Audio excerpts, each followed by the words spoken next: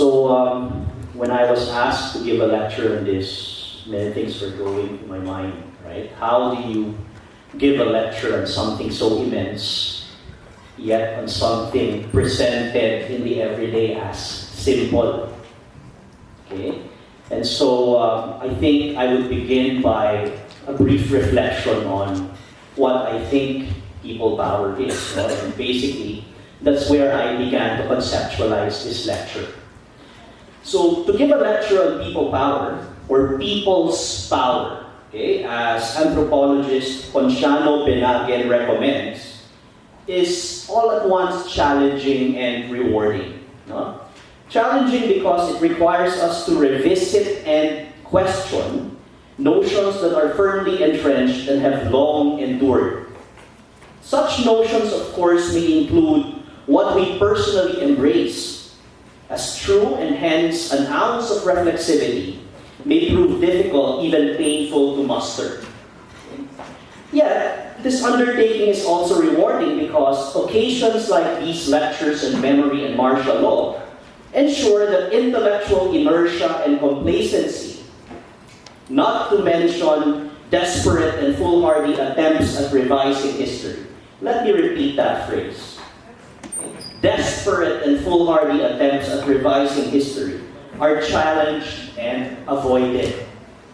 Gatherings such as this also help us realize and acknowledge, hopefully, the plurality of experiences and perspectives on people power that merit discussion. So essentially,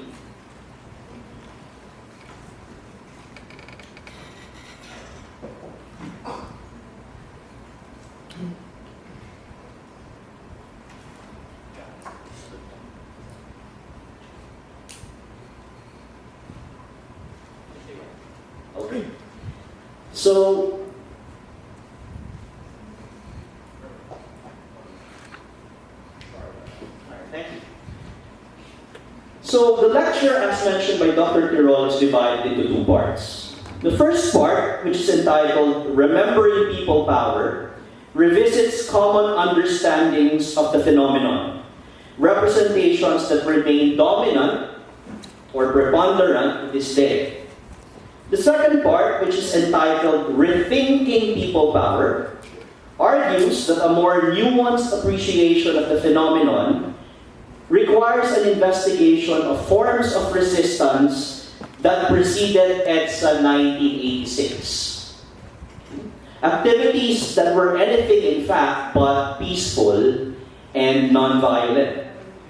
Drawing insight from political scientist and anthropologist James C. Scott and sociologist Asef Bayat, silent insurrections that are typically small-scale but nonetheless instrumental in laying the groundwork for broader and grander displays of dissent, likewise merit discussion if a deeper appreciation of people power is to be achieved. Next slide, please. So forgive me for the blurred photos. All right. So remembering people power. People power, also popularly dubbed the EDSA Revolution, is viewed, monumentalized even, as an extraordinary episode in Philippine political history that occasioned the demise of despotism and the reinvigoration of democratic institutions in the country. It is deemed extraordinary, okay, because it stands out as open quote, a peaceful and non-violent way of achieving the social and political goals the Filipino people have long desired, close quote. People power has been a source of pride even, because it is uniquely Filipino, as many have contended, and, open quote, has influenced a number of other popular revolts against dictatorships in Asia and beyond, close quote. Possessing a religious character, it is also regarded as a viable Christian option for national liberation and nation building that further mirrors, open quote, the power of God acting through the people, close quote. Anthropologist and cultural historian Julius Bautista, in fact, observes how it has been presented packaged in a way that it reflects a holy revolution, virtually parrying those bereft of moral ascendancy from affirming and appropriating its legacy. But we all know that never happened. Remembering people power asks us as well to recall the structure of events that changed history and the key personalities involved, for they too have been immortalized and invoked with certainty. Historian Filomeno Aguilar Jr., for instance, observes that to contemporary observers, right, the public outrage at the assassination of Benigno Aquino Jr. on 21 August 1983 clearly led to the escalation of a popular protest movement that culminated in people power. The opposition stalwart's violent death became, after all, an unparalleled public event that generated long queues of people at Santo Domingo Church and culminated in a mammoth funeral procession on the 31st of August 1983. In fact, in her speech after taking her oath of office on 25 February 1986, Cory Aquino, Ninoy's widow, formally acknowledged people power, but also subsumed it to the assassination of her husband and the massive demonstrations that ensued. So I'll ask someone, a random student, to read this quote. Anyone?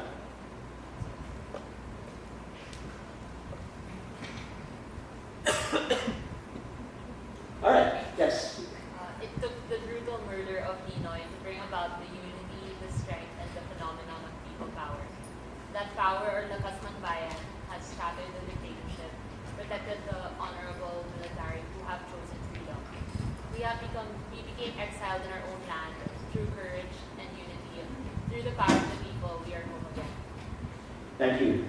So basically, Cory Aquino extends the history of people power, okay, but somehow subsumes it in the assassination of her husband and the spate of demonstrations, or let's say insurrections, that followed afterwards. Okay?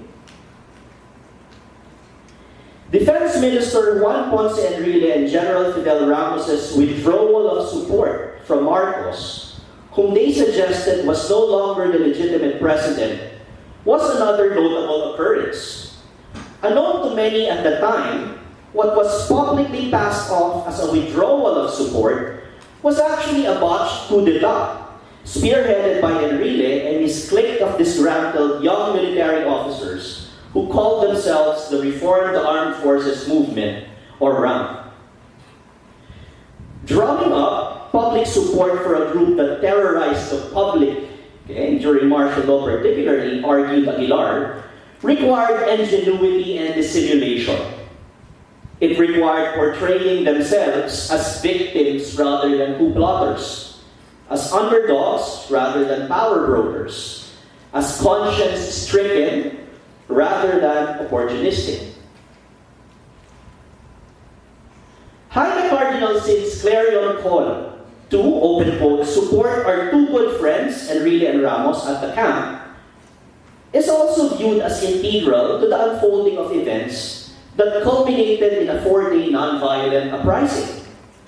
While the Archbishop of Manila had made many compromising acts of collaboration with the Marcos regime, which had presumably stretched his credibility, many Catholics led by nuns, priests, and seminarians were nonetheless persuaded by the Cardinal's exhortation and trooped to the streets. These religious communities and organized groups, such as those summoned by Butz Aquino, Ninoy's brother, would later constitute, along with a barrage of unrelated strangers, the core of people power. Revisiting what to many contemporary observers transpired unexpectedly in 1986, of course, invites us to focus our attention once again on two key personalities that went head-to-head in the 1986 snap election. Cory Aquino, the opposition standard-bearer, or the reluctant opposition standard-bearer, and Ferdinand Marcos, the incumbent president. It was the perfect face-off, as far as producers of meaning were or are concerned. To the cynical, they say it was a spin doctor's paradise. Corey was or presented as the antithesis of Ferdy. She was the good to his evil, the purity to his indecency, the reluctant would-be successor to his unabashed claim to power, and the virtues to his nefarious and predatory ways. Now, to use a George Lucas-inspired dichotomy, she was the Jedi emergent to his Sith Lord. Alice Guerrero Guillermo, in a book chapter entitled EDSA and Its Aftermath, Lessons in the Production of Meaning, lends credence to this meaning-making that, favored Corazon Aquino. And I quote, "Not too surprisingly, one of Corey's most important preparations involved the Manila art scene, particularly the Ayala Museum in Makati, which launched an exhibit entitled Magnificat in her honor. This show, of course, was based on Mary's response to the angel, who declared that she was chosen by God to be the mother of the Savior. The exhibit took on a high religious tone, as three artists, the social realists Antipas del Otavo and Renato Habulan, and an artist from Ateneo, Timmy Barriga, portrayed the Magnificat in images of Mary praying, healing the sick, or laying her hands upon the victims of injustice. But at the bottom of it all was the conscious effort to conflate the person of Corazon Aquino with the Virgin Mary herself, so that in the paintings, as subject of the Magnificat, she had embodied the Holy Virgin herself. The show became some kind of pious confirmation ceremony in which Corey was lifted to the level of the angels and the saints. Now, all these occurrences and personalities were or are important. None. Their roles, in fact, were strategic and instrumental to the successful campaign of overthrowing a dictator. But to provide a broader and more nuanced view of people power calls for an appreciation of what historians call the longue durée. By that I mean we refer to a method of historical writing or studying history that gives priority to long-term historical structures, or the slow but seemingly all too permanent evolution of such. Hence, a better understanding of how the Marcoses' grand design to perpetuate hegemony was contested and eventually undermined requires us, borrowing Scott's words, to revisit other important events that helped exert constant pressure on and probe for weak points in the defenses of the dictatorship, virtually testing the limits of resistance. So the second part of this lecture aims to provide vignettes of these events. In effect, it agrees with historian Brazil Mojares in arguing that there is no consensus on what people power or EDSA actually was and what it means. By focusing on these events, it argues that a rethinking of people power should allow us to witness what Lisandro Claudio acknowledges in his book, Taming People Power, the EDSA Revolution and Their Contradictions, as a, open quote, battle of interpretation over the event, which features multiple actors, multiple organizations, institutions, and spaces. So rethinking people power. There are rarely articulated realities that made people power possible, inasmuch as there are intervening events that sustained moves toward realizing redemocratization in 1986. Historian Michael Pante, Ateneo professor, provides his interesting take through this quote. Can I ask someone, a random student again, to read it? Anyone? Yes, please. May mga mob na kailangan ng strong parental guidance. Meron ding rated X. May mga mob na mabibigyan ng espasyo sa kalendaryo para sa kanilang anibersaryo. Pero mas marami ang hindi mababalitaan na hindi lalabas kahit sa mga pahina sa tablet. At ang mga ito ay magulong. Thank you. So essentially, Pante is insinuating that the non-violent uprising, the non-violent four-day uprising that is usually seen or modeled upon as a pattern to follow, a demonstration effect, as political scientists would call it, is actually, and I argue this, an outcome of violent, more aggressive, bloody insurrections that basically tested the limits of the dictatorship. Okay? Bloody insurrections that were nonetheless instrumental in creating space for something non-violent to happen later on. So let's look at one example of that event. Okay? Prior to the imposition of martial law in September 1972, there was what we call the First Quarter Storm, or FQS. So what was the First Quarter Storm about? FQS refers to the series of demonstrations against the government, held mostly by students, out-of-school youth, workers, peasants, and professionals, from January to March 1970. Events which journalist Pete Lacaba documented in detail in Days of Disquiet, Nights of Rage. Activist and medical practitioner Carol Araulio, better known as Atom Araulio's mom, describes it as a breaking out of the narrow confines of school issues and concerns, linking these to the issues and demands of the broader majority of Filipinos, especially the toiling peasants and workers, and spearheading a series of massive and militant protest actions against the three pillars of the ruling system or status quo: imperialism, feudalism, and bureaucratic capitalism. It witnessed the rise of the militant youth and students in the urban center of Manila and outlying cities and towns, all the way to southern Luzon and central Luzon.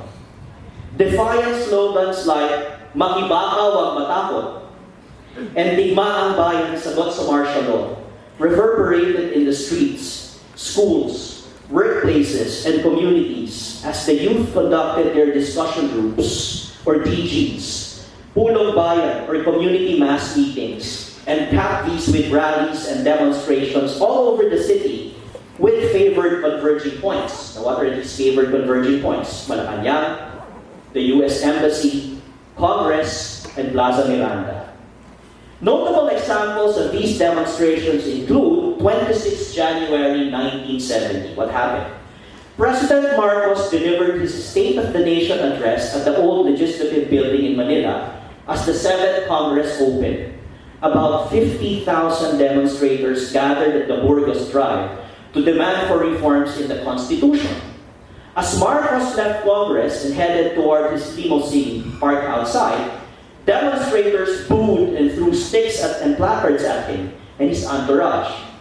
Anti-riot security forces attacked the demonstrators after Marcos left.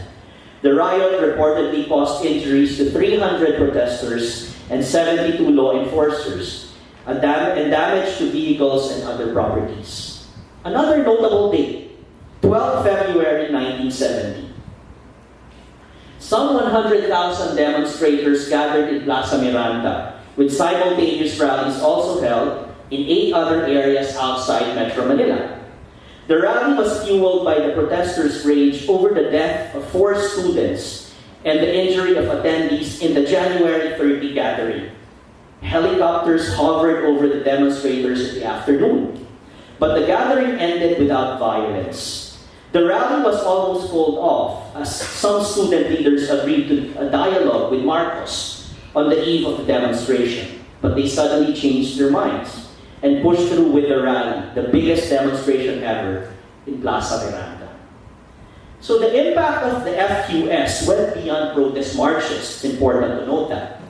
In the succeeding 2.5 years before Marcos declared martial law, activists who were mostly from the National Democratic, the ND movement, went to the basic masses of workers and peasants in factories, urban poor communities, and barrios to, open quote, integrate with the people, close quote.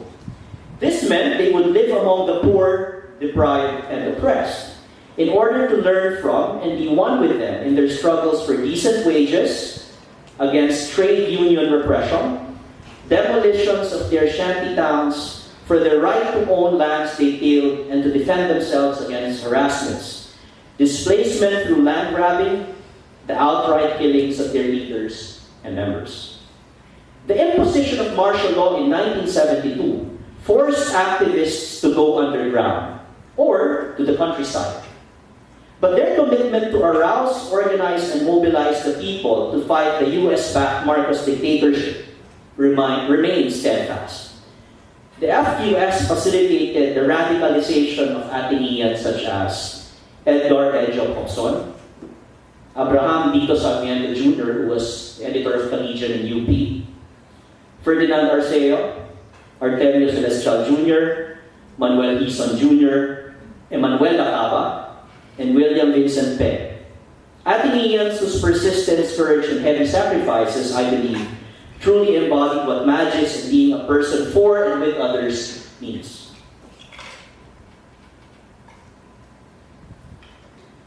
Another notable occurrence, which I think has been cursorily examined, but which somehow, towards its apex, or towards its, not really end, greatly delegitimized the Marcos dictatorship, was the war against the Muslims.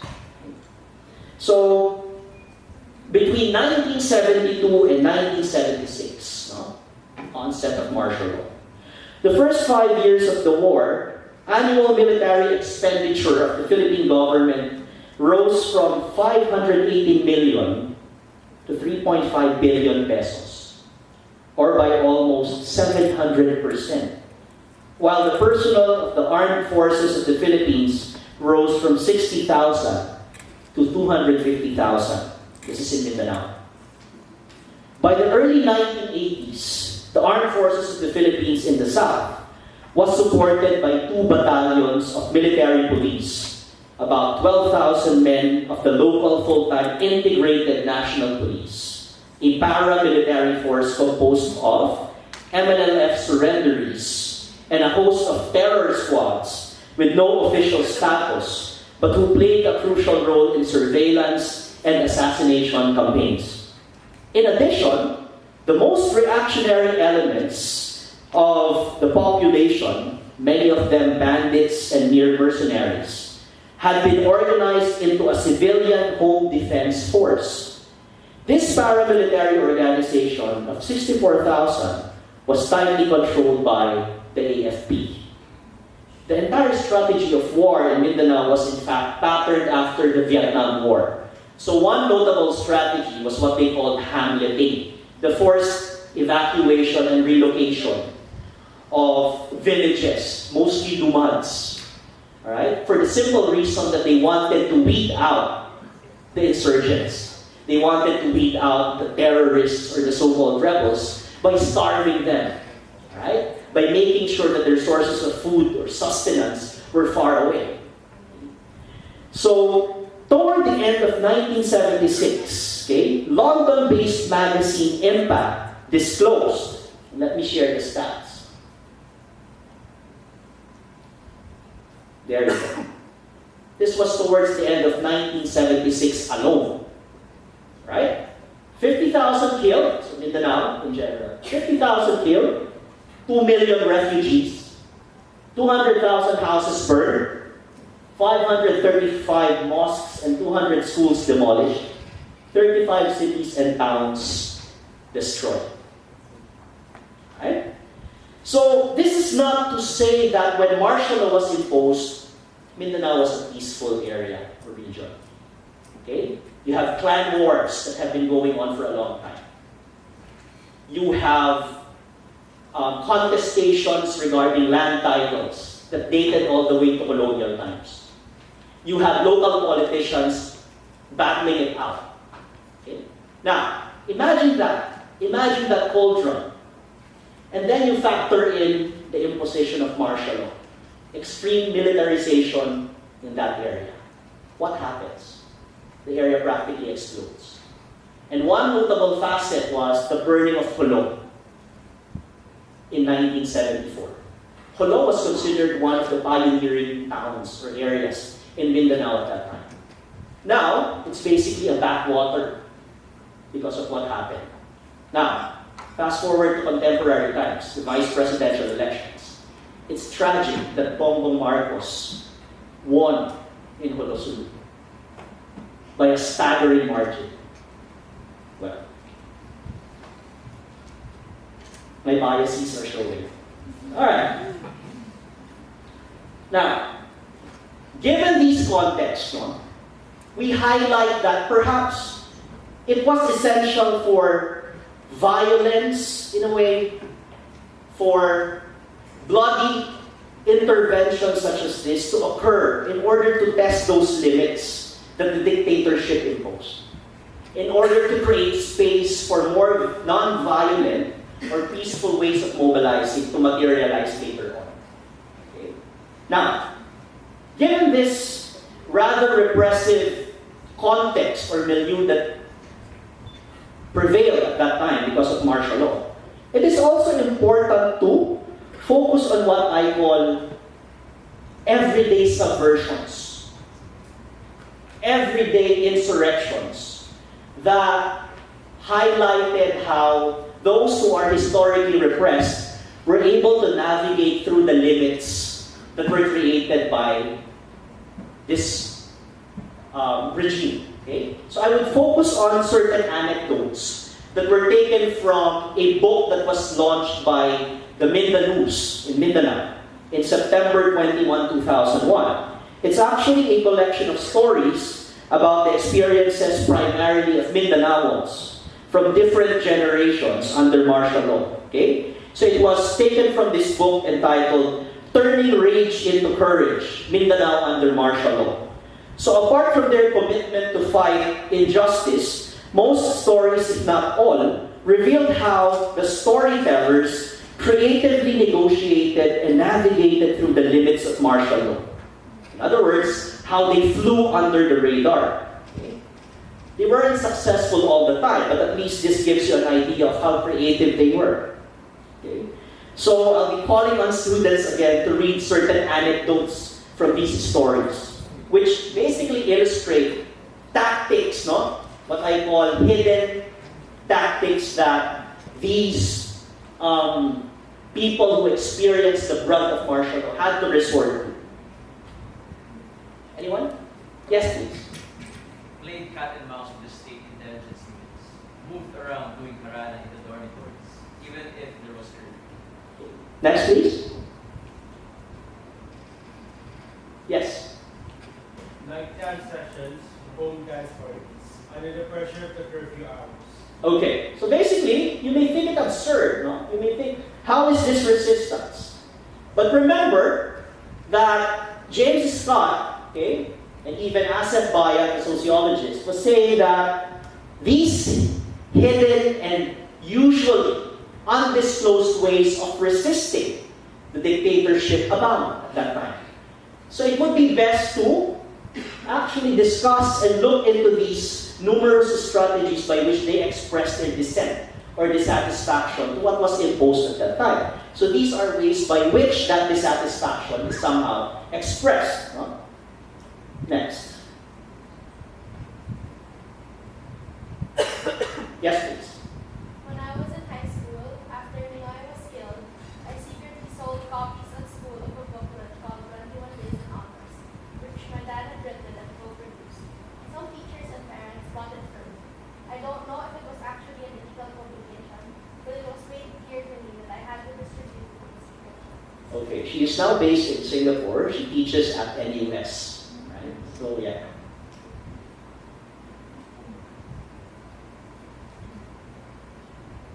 Anyone? You can read both anecdotes. Anyone? Yes. Visiting the lair of former activist colleagues who went underground. And when I went home one early morning, I was met by some neighbors who were friends of my brother-in-law, who told me that I had to go somewhere else because the house where I was staying was raided by the PC, the Philippine Constabulary, 3 times that evening, and the soldiers were looking for me. After that, I went underground, staying from one house to another. Grace was eventually caught. She was incarcerated, but what was interesting was she managed to escape incarceration.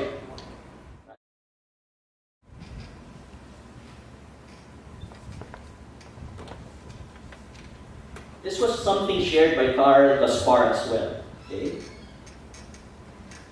So this involves a Jesuit priest by the name of Father Ben Montecastro.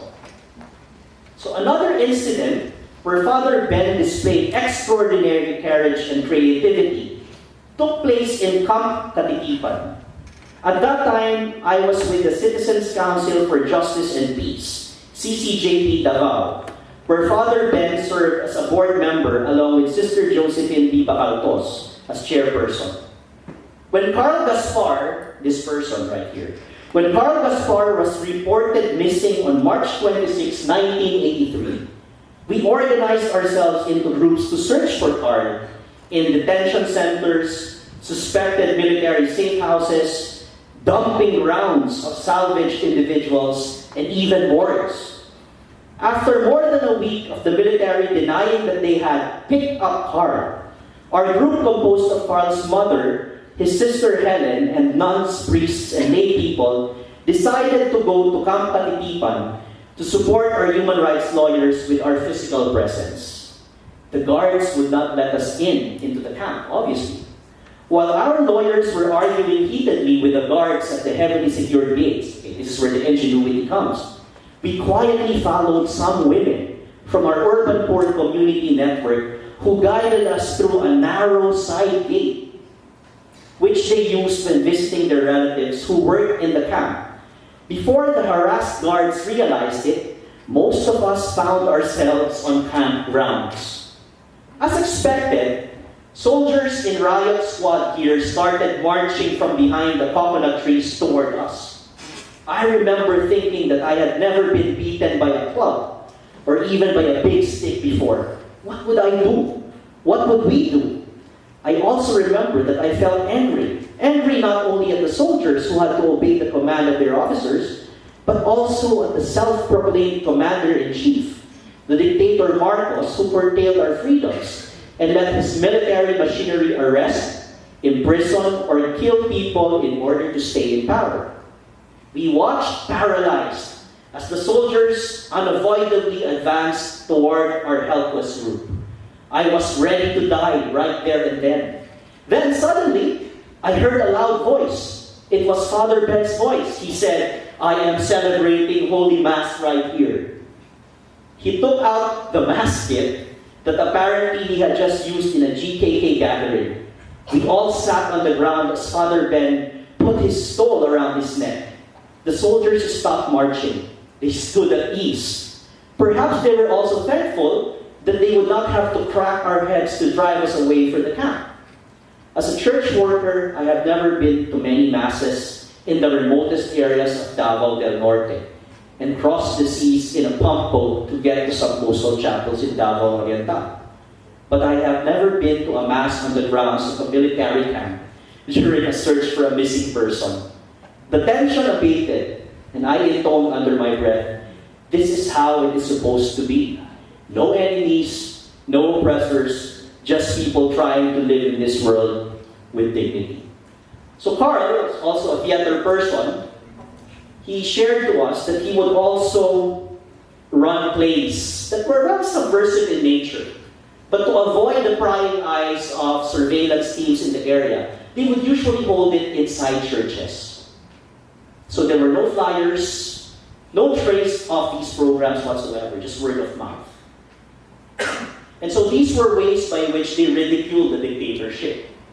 And apart from these anecdotes, we also have humor as a way of resisting. No jokes like the ones delivered by Ninoy Aquino when he delivered a lecture in Harvard University before flying home. Was this joke about a Japanese guest. Alright? I think you've heard about this. Now, Ninoy said that the Japanese had a problem pronouncing their R's. Right? And the Japanese was speaking to a Filipino delegate and said that you Filipinos are very lucky. You have a president who robs you and a first lady who robs you more. Right? So these were stories that somehow were secretly being perpetuated or were secretly being disseminated. Okay, another story that Carl Gaspar was telling us was that Imelda Mark was apparently promoted peace and order. Okay, she wanted a piece of this, she wanted a piece of that, she wanted a piece of that. So these, to my mind, I think, however trivial they may seem or they may be, are emblematic of everyday subversions. Or as James Scott would say, weapons of the weak that we resort to in times of repression or in times where extreme limits are imposed on us. Okay. So, I would like to end the lecture on that note. No? That apart from the fact that I know it is important to recognize what is dominantly seen or what is commonly or customarily accepted as reasons for toppling a dictatorship, I think it would also be helpful to provide a more nuanced appreciation of the events that went before that. What made it possible? Okay? And, what happens next, no? The future. Because I would like to argue that EDSA shouldn't be treated as an end of history. It was a moment, it was a special moment, but it remains an unfulfilled promise. And I think that discussion merits another lecture. Okay, the limits of EDSA, or the limits of democratization as we know it. So I think it would be best, my modest contribution, is to be able to make us all realize here that there are multiple interpretations of what EDSA, or what people power means. Okay, if I ask 10 of you, probably you'd give me answers that have similarities, no? But the point is to basically accommodate other interpretations of what people power is or what it means to them. No, it's a battle of interpretations, necessarily so. Because that expands the democratic engagement, that expands the democratic discourse, rather than impoverishing it. So I think this series of lectures basically is what this expanding the democratic space is all about. More dialogues, more discussions about this concept. Clashing concepts, necessarily. So we invite divergent conceptualizations about EDSA, or about people power for that matter, or more appropriately, people's power. So I end with that. Thank you again for listening and for the opportunity to